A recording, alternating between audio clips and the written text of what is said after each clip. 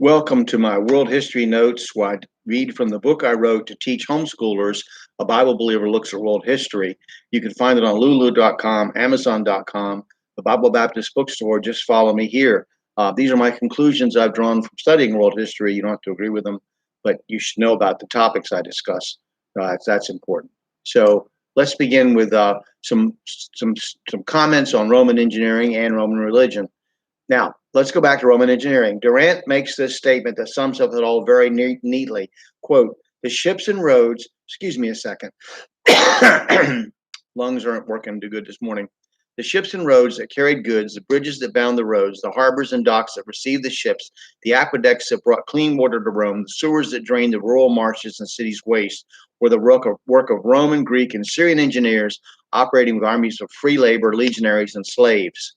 They lifted heavy stones using cranes that were worked by windlasses or treadmills or the backs of men. They dredged harbors, emptied lakes, and drained swamps. Some of the most amazing public works ever made were performed under the first Caesars in an attempt to alleviate unemployment and to beautify Rome.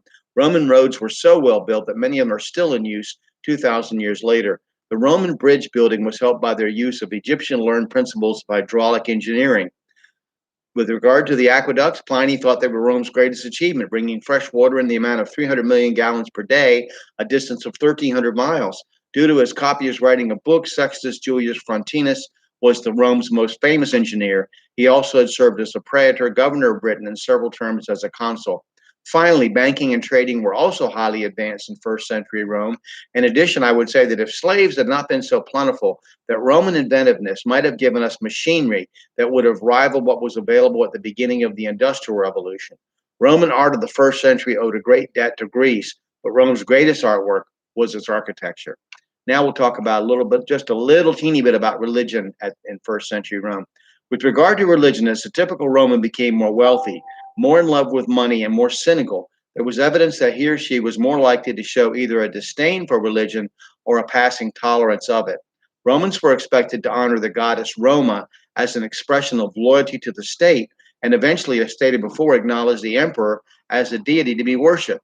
Other faiths were permitted as long as they followed these basic guidelines as well. The Emperor Claudius encouraged the worship of the Great Mother, which we would know as Diana in Asia Minor, Ishtar, Minerva, and Sybil, among other names. He established her feast around the vernal equinox from March 15th to the 27th.